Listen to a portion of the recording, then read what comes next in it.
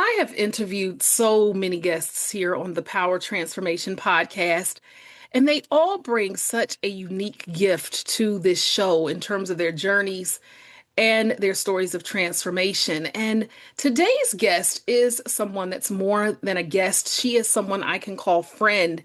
And it definitely makes it more and more effortless to speak to her because of the fact that we know each other in a close way. And that is none other than the Anita Smith. Welcome to the Power Transformation Podcast, Anita. Thank you so much, Alethea. And thank you for inviting me. I know you've been doing this for a while and we've been just like zooming and so busy. We finally caught up with each other. So I'm super excited to be here. Exactly. And I'm so glad that you said that because, I got your name from a mutual friend, Louis Swart, ironically. And it's not that I didn't want you on my show, as I had told Nita offline, is I really thought that she had already been a guest on my podcast. And that's why I never thought to ask her, is I really thought she had already been a guest. And I was so glad that when I met this particular gentleman and he said, I know someone who would be a great guest. It was you and one more person that I've had on my show. But I said, I know her so well. And we had just texted, I think, a couple of days prior. So it worked out. You were meant to be here. And so you definitely have such a story that goes beyond resiliency, that goes beyond survival, but it's really about overcoming and thriving. And we're going to talk a bit about that, as well as what has led you to do the work that you are doing today. But before we dive into that, I always like to ask a lighthearted, icebreaker question for all of my guests, just so that we can get to know you more effectively as a person. And so this is my question for you, Anita. If you could choose between the mountains or the oceans, where would you rather spend your time and why? I would rather spend my time on the mountains because I've had so many mountains in front of me.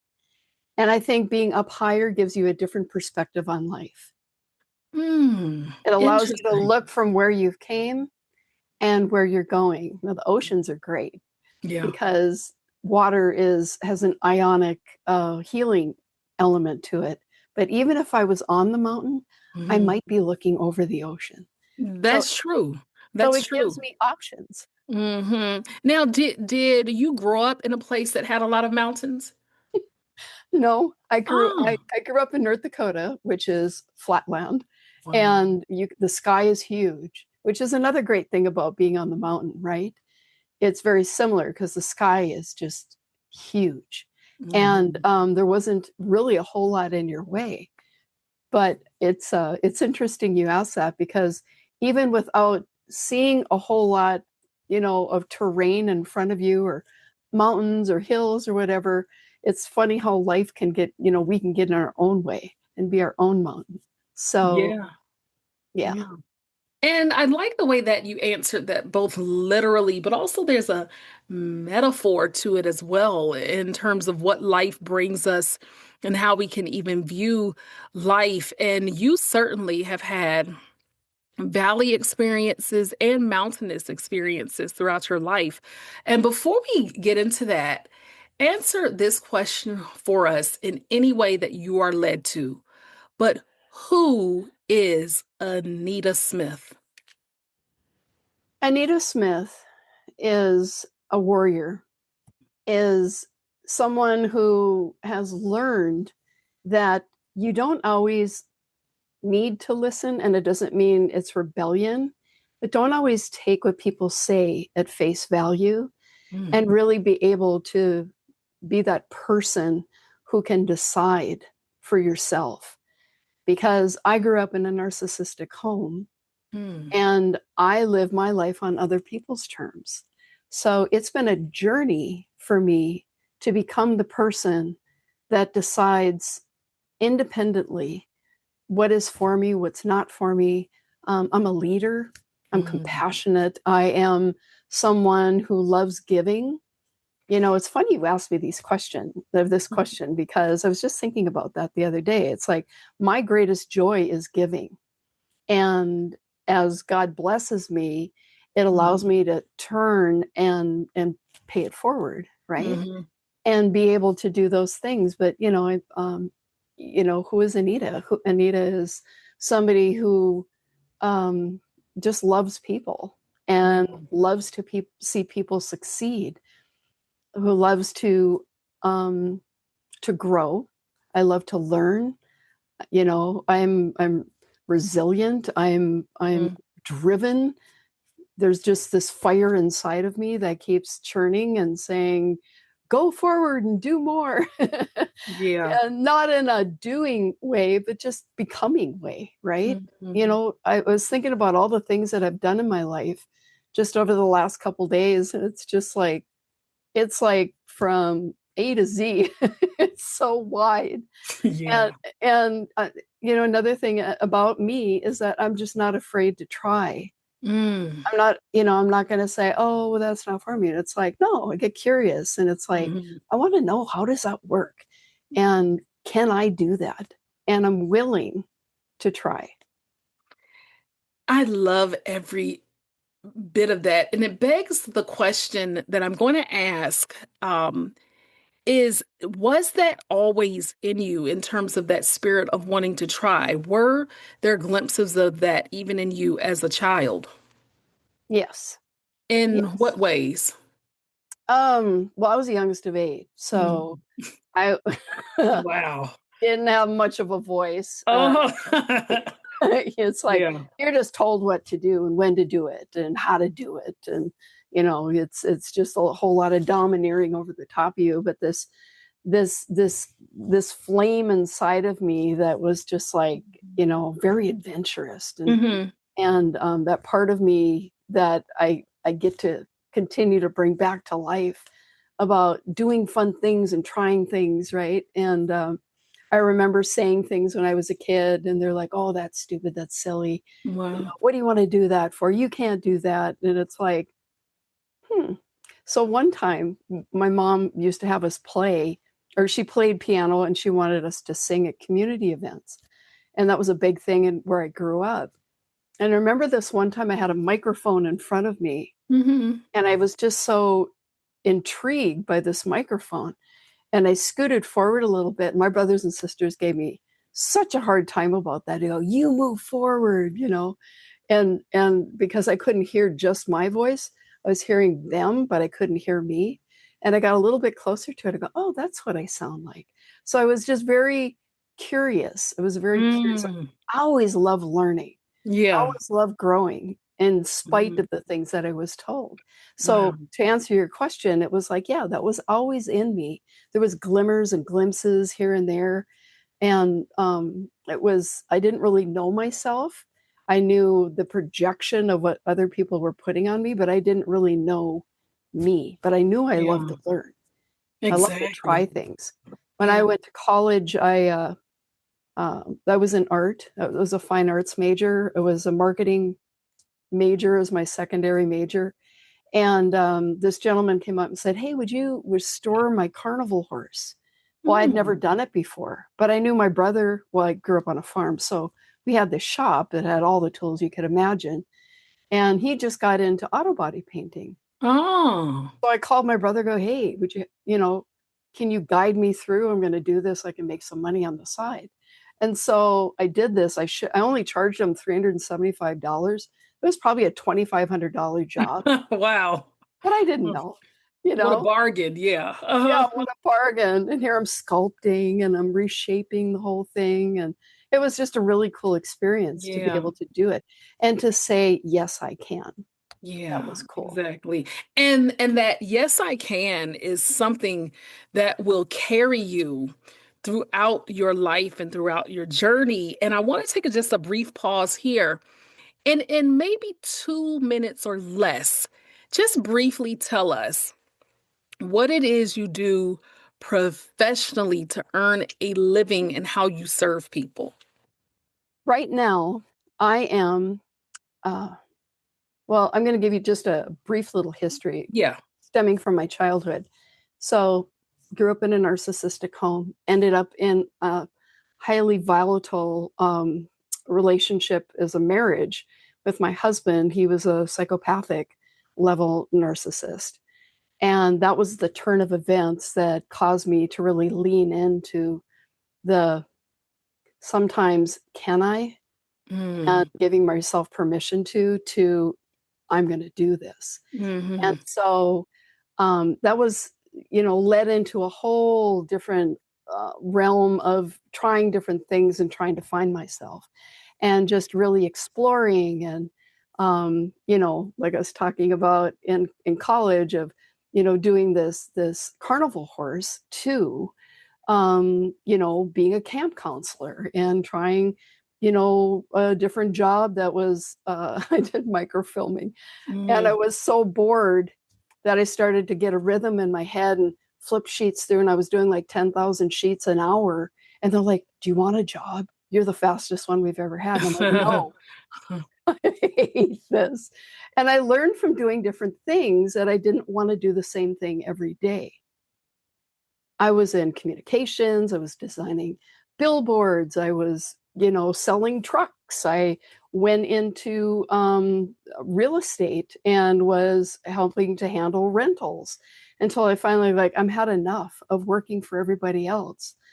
And 5 years prior to that, I was working in a nursery and I just loved it and something clicked where me and plants got along and I always thought I had a brown thumb. And actually I have a pretty green thumb, I guess. And I must Mm. get that from my grandmother because she was extraordinary with plants.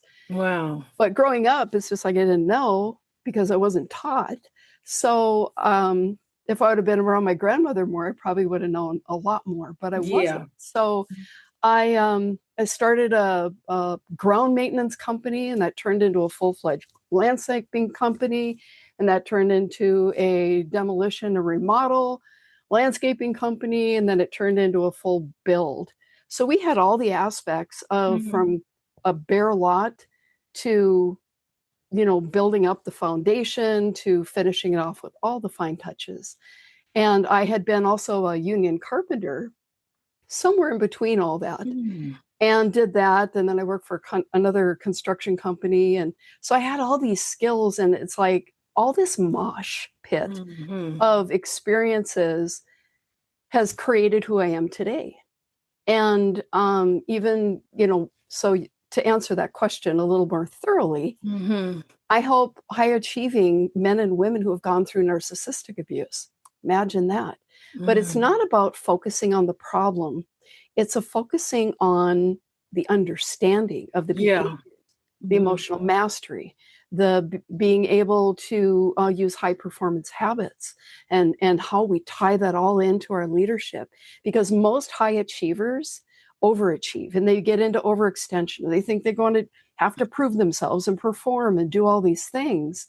And it's about really centering yourself, Mhm. grounding again, and being able to discern what is for you versus what other people are telling you. And that's Mhm. really hard sometimes because there's so much opinion and voices, distractions, our phones, the media, all these things going on around us where we can get lost in the shuffle of conformity, but really stepping into who you are and Yeah. embracing that. Because I know when I went from contracting to the online space, I had my own little, issue with like, who am Mhm. I? Because I was Yeah. actually attaching it to what I did, and I love doing that.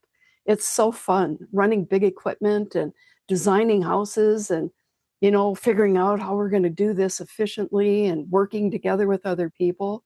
And the amazing part was working with men because men think so Mm. much differently than women do. Men are more compartmentalized. They are innately just they navigate towards team like this. You put an engine in front of a bunch of gentlemen and they will just be like flies on jelly Yeah. around that engine trying to figure it out together how to fix it, right?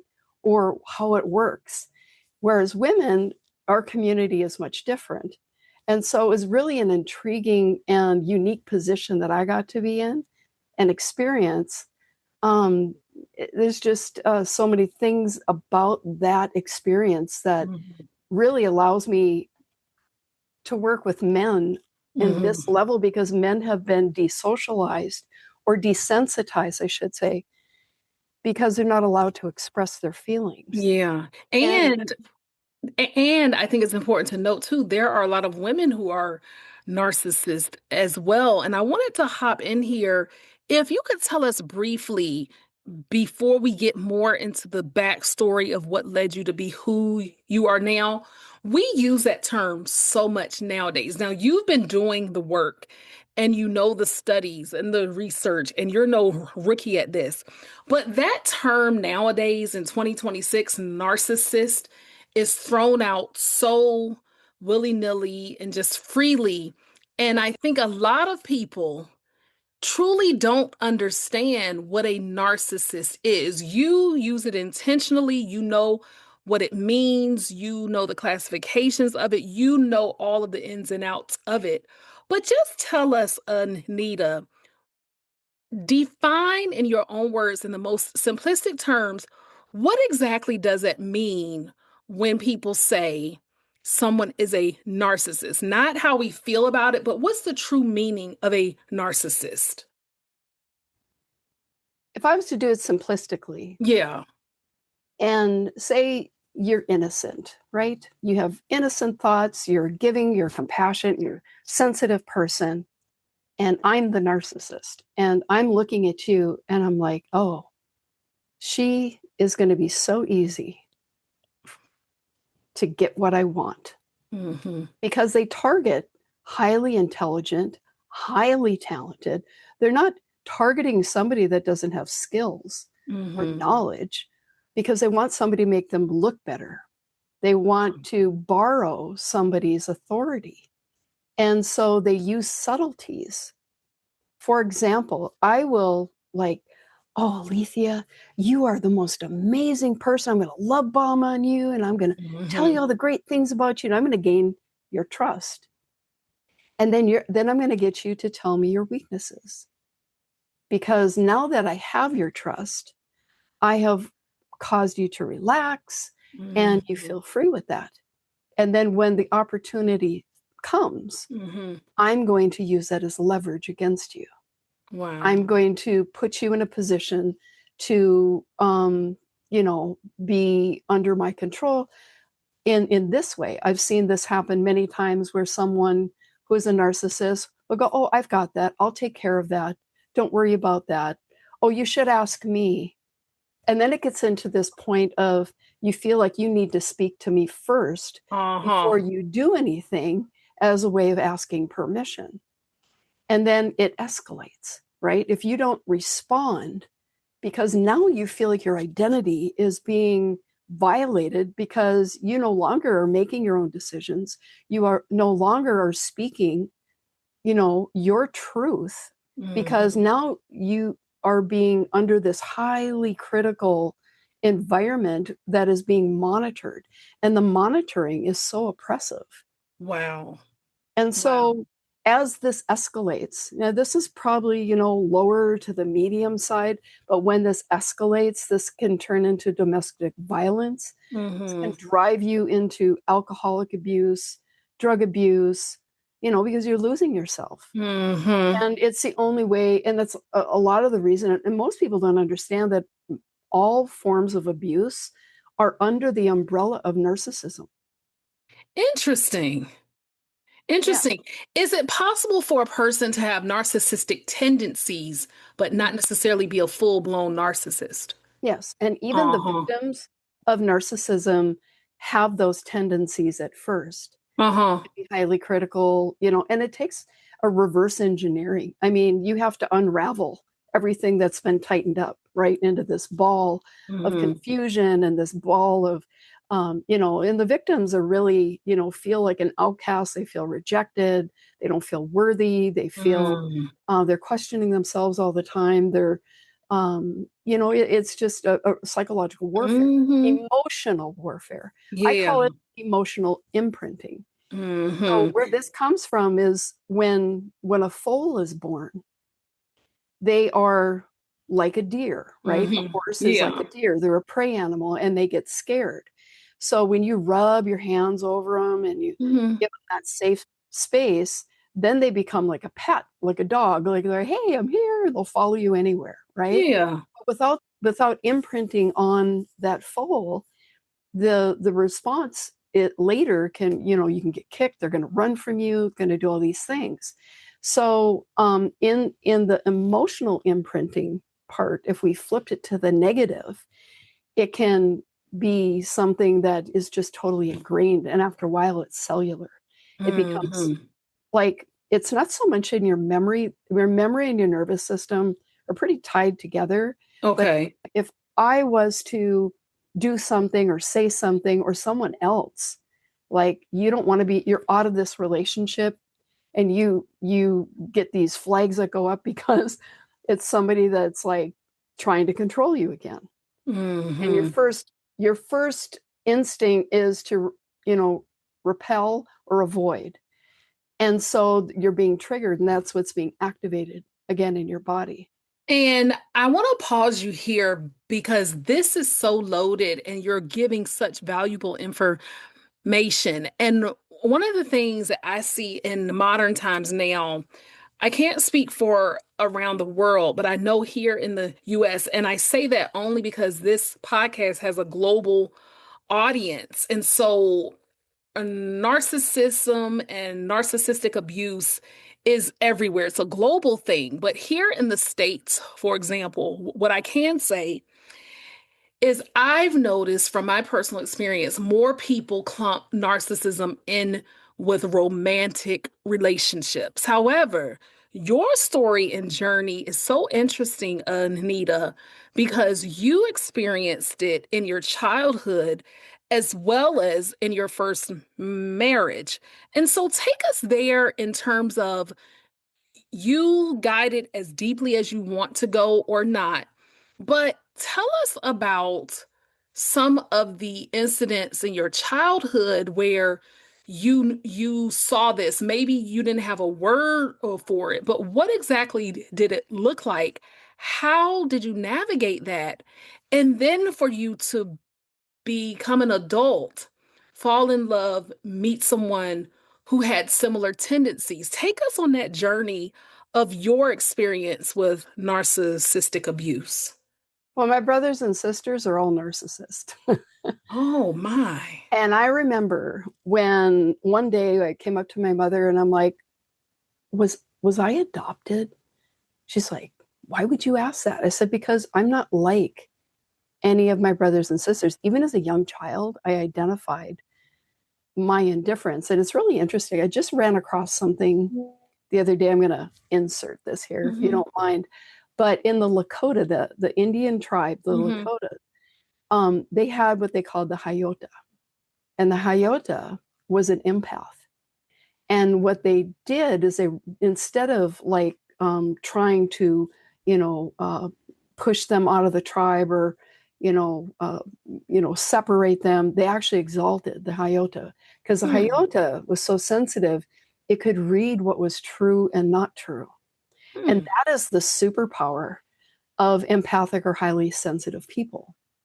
So when I asked my mother this question, I at that point recognized that I was different. And in my earlier, part of my life, probably the first 2, 3 decades, I thought it was a curse Hmm. because it's like, oh, you're too emotional, you're too this. I heard these comments. And then the more research I did, the more I realized that that was a narcissistic labeling Hmm.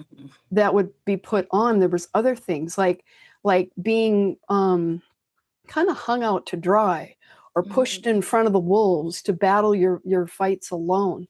That's what my childhood was like. And that's also what my marriage was like. It was not having proper support and backing, no Hmm. guidance, and those are the essential things of building blocks that accelerate you, right?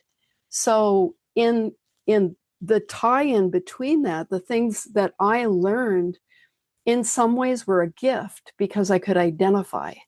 I could understand, but it's only by God's grace that he saved me from so many things, Yeah. because there's many times where I go, this is not me. And I would literally, I remember my brother was trying to pawn me off almost like a pimp to his buddies. He was 2 years Oh older my than I gosh. was. And I'm like, what in the world? Wow, Anita.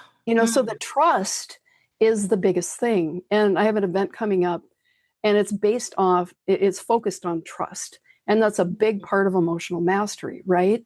Is being able to trust yourself first, love yourself first, identify who you are first, because those are your superpowers.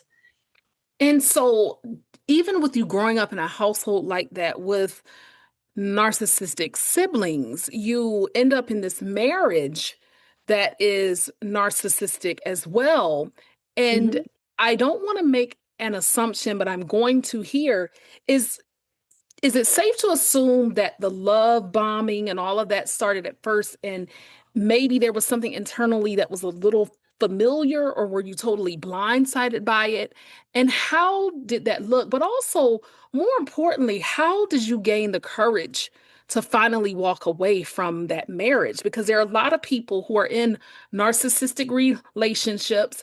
I don't speak enough about how I was also in one. As a matter of fact, I did more thinking, and I was engaged many, many years ago. And that person had a lot of narcissistic tendencies too. He probably was one too. But there are people who are in relationships that are stuck in those. How did Mm-hmm. you get the courage and the willpower and the fortitude to finally leave? Well, to answer the first part of your Yeah. question of reading the signs, Mm-hmm. my self-confidence was hitting the bottom of the barrel Mm. most of my life. I was suicidal. I didn't really feel like there was a whole lot of purpose of my Oh. existence on this earth, because that's all I was doing, was existing. I wasn't owning my path. And that is the cutoff right there. Either you own it or you don't, right? Either you're living on someone else's terms or you're living on yours. So that happened after my divorce. Mm-hmm. But in the interim time, you're treated poorly, you're treated like you don't have value, you're treated like you're discardable, you're treated like you're an outcast, you're treated like you don't belong. That sets into your identity. And that's how I identified myself.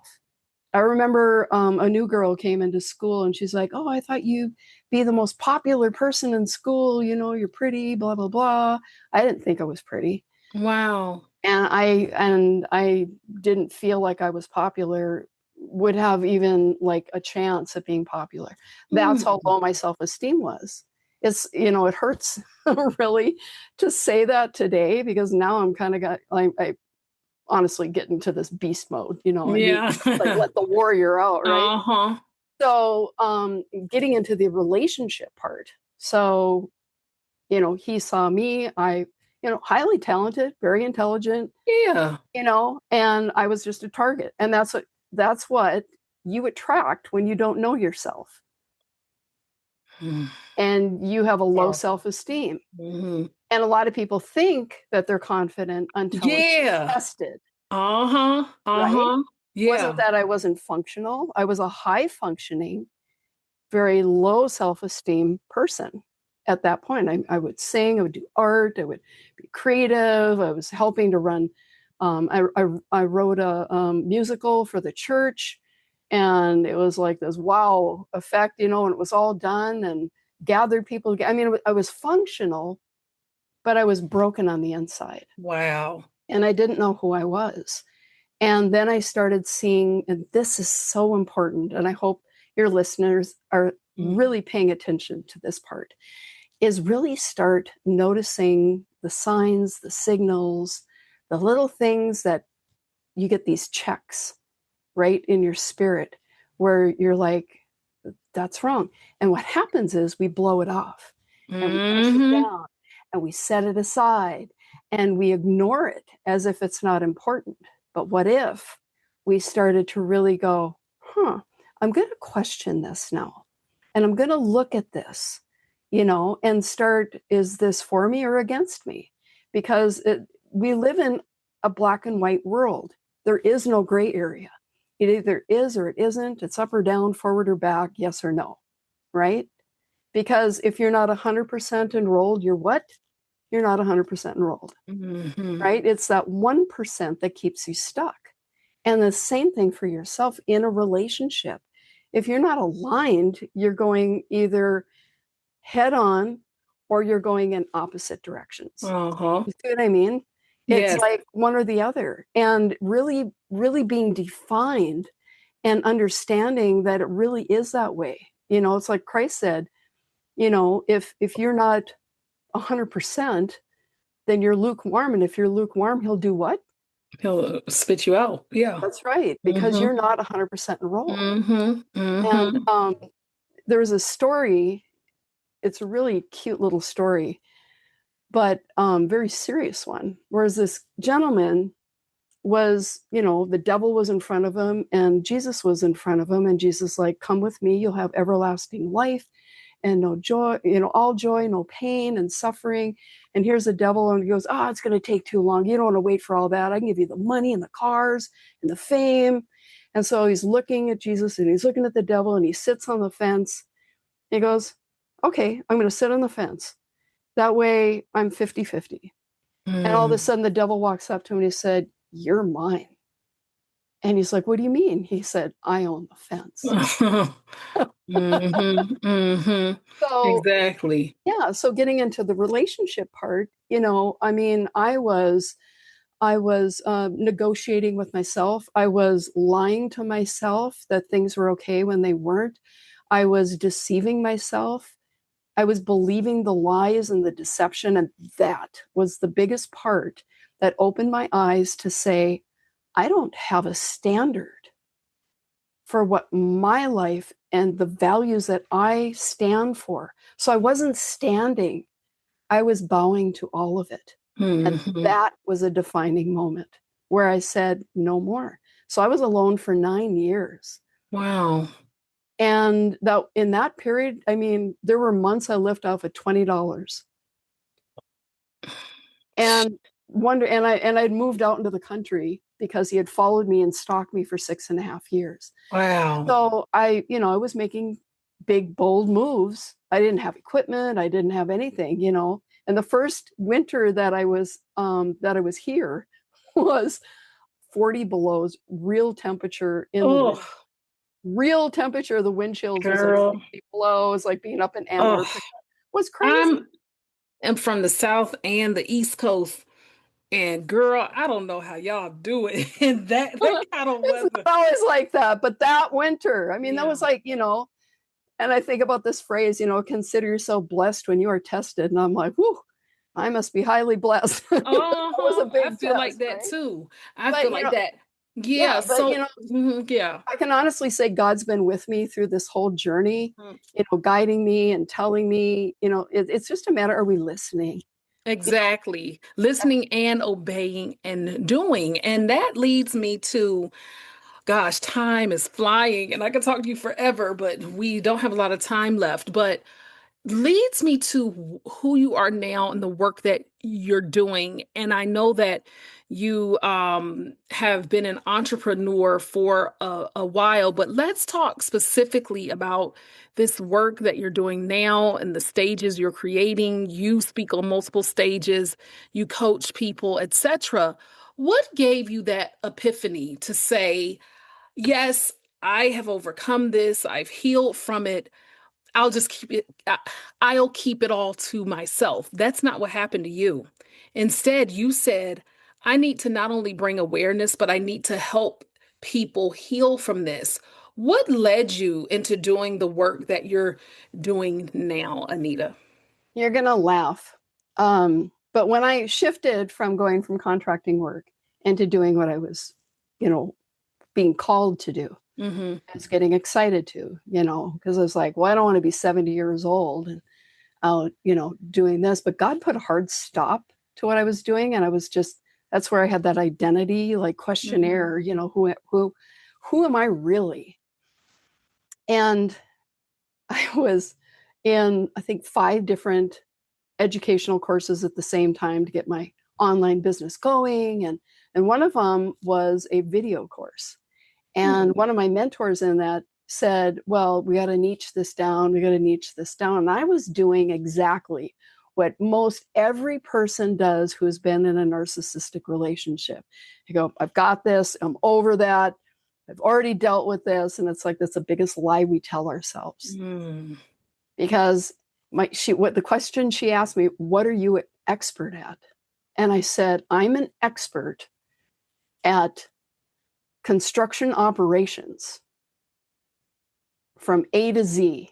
And I'm an expert at dealing with narcissists. And when it left my lips, something shifted inside of me. Wow. Because I knew, and it's the one thing that me and God were arguing about. I go, I don't want to do that. I just want to be a personal development coach. I have my PhD in leadership, and I'm like gung ho, and it's like, and even since then, and it's been this narrowing down, and he's just been chiseling it. You know, we're a work in progress, and I love it. Remember that picture, that photo I sent you of Jesus, about the clay. Yeah, forming the baby, you know, and he's the potter and we're the clay. And I still feel that way. I still feel like he's still molding me, and he's still shaping me, and still teaching me. And it's exciting, because before it was like, don't want nothing to do with it. But now I get excited, because now I'm looking at through the lens of opportunity. And I can pay forward the things that I've learned, and I can really help accelerate. So people, you know, some people, oh, I've got this, and someday, and next thing you know, 20, 30, 40 years have gone by, and they've lost decades of their life of what could have been, rather than sitting into something where they don't have a mentor and they don't know what they're doing. Yeah. And they're just looping. They're emotionally looping. Their mindset looping. Everything is the same. If you were to ask them what changed in the last 5 years, in the last 10 years, in the last 20 years, because most people are conditioned to do the same thing for decades. Especially here in the US. Yeah. Yeah. And so if you're willing to be a disruptor in your own life and take a chance and take some risks that are God led, right? Because we all have this burning fire inside of us that's telling us that we're meant for more than what we have today. And the thing that I'm not willing to say is, this is as good as it gets, and this is all there is to life. Because we know that there's so much more. We know that. And that's why I named my company Meant for More. Meant for More. Yeah, exactly. Exactly. And talking about your company, as we start to come to a close, I have one or two more questions, but I want to take a pause here so that you can share with us what's happening within your company in terms of any upcoming events, as well as how a person can connect with you to learn more about you and the services you offer. And perhaps someone listening is experiencing this and they want to be free from it. How can people find you and connect with you? And of course, I'll have this in the show notes as well. Awesome. Yeah. I gave you the link if they want to book a call. I have a free complimentary. It's more complimentary because it is paid for other people. Yes. Book a call, just, discovery call to find out where you're at, see if we're a good fit, see if the programs that I have are something that is, you're saying, yes, I need that. I have also a masterclass that I run. It's a free masterclass that deals with trust, because that is probably the number one issue coming out of a narcissistic relationship that people battle with, is they don't trust themselves. And so they don't show up the same way that they would if they did. And when you trust yourself, then you really know yourself, right? You've done the work, you've done the deep work. And it's laying the foundation and very super educated. I have jam-packed so much into this masterclass called Break the Chains. It is amazing, because I have studied from some of the top, high performance coaches, the people that deal with mindset, even brainwashing. I have it included in part of the educational process because that's what you've gone through. You've gone Mm-hmm. through. So it's all the elements that you need and then the steps. So we create a roadmap so that you have a clear path as to where you're going, why you're going in this direction based off your needs. So it's very customized. And then I have another event that I do with other speakers where we talk about life on fire. What does it mean to live a life on fire? So there's 3 opportunities to connect and learn and grow. And I believe the next Break the Chains masterclass is July 17th. Mm-hmm. And then the Life on Fire is the week before. It's 3-day event that is July 9th through the 11th. So I hope if you're interested and this is speaking to you that you join. And, that time is the only obligation that they have that they're spending at that point. So Mm-hmm. it's a great opportunity to learn a lot. It really is. And please register. It will be in the show notes and support Anita and connect with her. There are so many people experiencing this quietly behind the scenes Yes. that a lot of people have no idea about. And men also, men, do not be hesitant. I know someone, he's a friend of mine, have known him for years, and he's actually a licensed psychologist, but he and his wife split up, and he's very open in public on his platform about different things of narcissistic abuse that even men experience because a lot of men do not talk about it, but this happens also to them as well. And so as we start to come to a close here, I do have uh, a question for you. And this question, Nita, in thinking about all that you have navigated, overcome, been so resilient, even beyond simply bouncing back. You have taken everything and just thrived with it, and have really transformed your life as well as the lives of people around you. How do you continue to put forth the effort, the the energy and the mission of doing this work when it could be so very easy to say, okay, I've done my work here, let me move on to something else? What keeps you going and moving in this space? Well, I did mention that I love to give. Mm-hmm. And, if you came to me, Alethea, and we were having a conversation and you go, man, I just, this and this and this and this happened. What happens inside of me is I see a blueprint and it innately just like jumps up inside of me. It's like, I want to help you.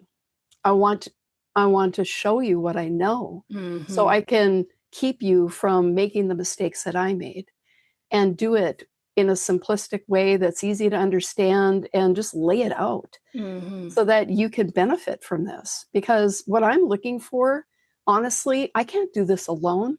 I need ambassadors that'll repeat and work with me to work with more people to be able to stop this in its tracks. And I'm going to tell you something. Most people that I talk to, they say, "Oh, I've never dealt with a narcissist." And I go, "That's a lie. Mm-hmm. I'll guarantee you that's a lie."